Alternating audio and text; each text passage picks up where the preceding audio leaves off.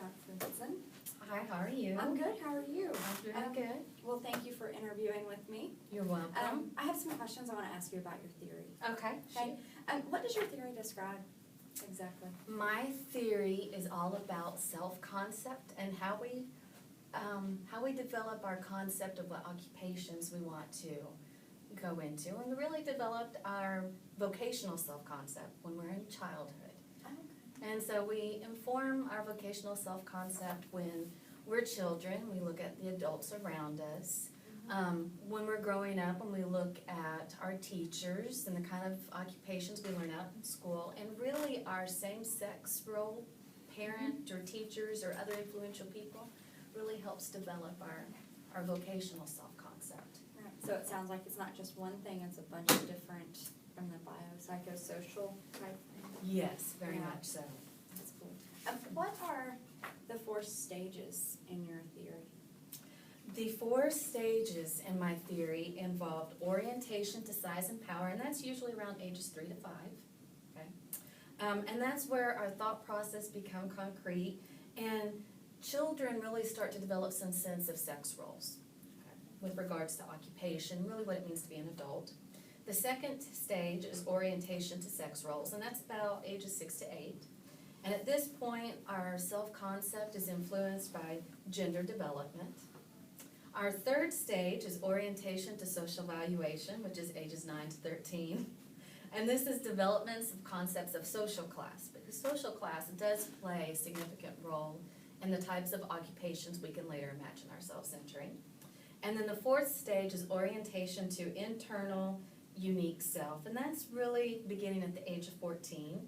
And this is where introspective thinking promotes greater self-awareness and perceptions of others. And through that, we're able to get a better idea of what our unique self could do. It sounds like that is a continuing process. It is a continuing process that begins over your lifespan. Is there anything out there that supports your theory? There have been some empirical data that supports the theory. There should be more extensive research done, but some of the things that support the theory are the 1992 study by Lagan and Jingaleski, where they found some agreement with the concept of social space, and that individuals do assess compatibility with regards to zones of alternatives. There was a study in 1992 by Sastry and Mullet, which confirmed that gender, social class, and intelligence are related to work field and our level of occupational aspirations. So there have been some studies. We need to do a few more, but yes. There are some major concepts of your theory. What's your take on self-concept? Self-concept is a view of oneself, so it includes things like our personality, our gender, how we act, our values, our place in society, and it's really from our self-concept that we can begin exploring occupations and stuff. So self-concept is sort of the core component. Another one is your image of occupations. Mhm. Can you tell me more about that? Image of occupations really refers to stereotypes of occupations, because if you think about it, little kids develop stereotypes of occupations. You know, boys will always pick, superhero, or they'll pick policeman or truck driver, and girls will pick, nurse or teacher, so images of occupations really begin from stereotypes, and then from there we start to develop more realistic expectations of occupations, and we use that to really explore what we're interested in. It's kind of like my friend earlier who didn't want to be a hairdresser. Right, Yeah. just like that person. Right. What about your cognitive maps of occupations? Okay, cognitive maps constitute how adults and adolescents distinguish occupations into major dimensions, specifically masculinity or femininity. So this is really an understanding of sex roles and gender and where we fit along that spectrum. And then occupational prestige, so the amount of status that we get through certain occupations, and then the level of work. And that's really what cognitive mapping refers to. So it's kind of like placing where we are. Yeah, placing where we are with regards to socioeconomic status and prestige that we can get, and then which occupations sort of match our image of ourselves. Social space is another one. Mm-hmm. Okay, social space refers to the zone of acceptable alternatives in each person's cognitive map of occupations, or each person's view of where he or she fits or would want to fit in society. And so social space really is the idea of within our cognitive map where we could fit and how we would fit into that social space, or if it would fit in with our social space. Circumscription, what is that? I've never heard of that before. Yeah, it's sort of a new term. I made it up all on my own. Circumscription reflects the process by which an individual narrows his or her territory when they make a decision about occupation. So it's Okay. really the degree to where we start narrowing our scope. It's getting more fun. Yes. Kinda scary. Yes, exactly. I kind of know what compromise is, but not how it works with your theory. Can you explain that? Sure. Compromise is where a lot of times people will have images of the occupations they would like to go into, and they're not really always very practical for various reasons. Maybe it would cost too much for us to pursue that, maybe we don't have the support of our family or friends.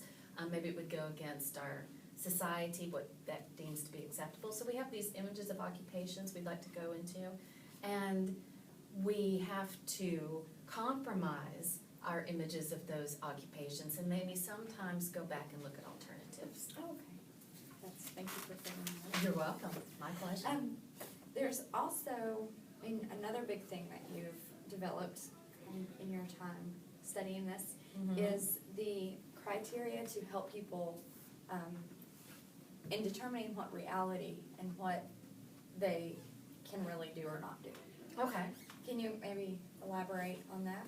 I have 5 developmental criteria, so I can Okay. develop on that a lot. Okay. So the first one is the counselee needs to be able to name one or more occupational alternatives.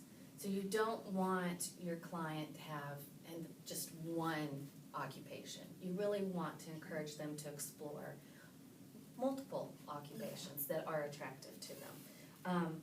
And if they don't, then the counselor needs to determine whether indecision reflects the inability to choose among high-quality alternatives or whether there's just an unwillingness to attempt the exploration. Okay, but you really want them to explore other alternatives. The second criteria is that the counselor's interest and abilities are adequate for the occupations chosen. So you need to make sure that your client's interests and abilities do match the occupations that they've chosen.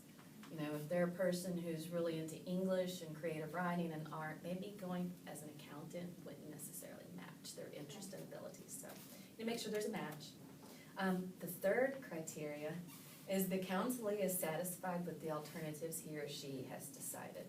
So they need to explore occupations, but they need to be real about it and make sure these are alternatives that they could also see themselves doing. 4, counselee really doesn't want to restrict his or her alternatives.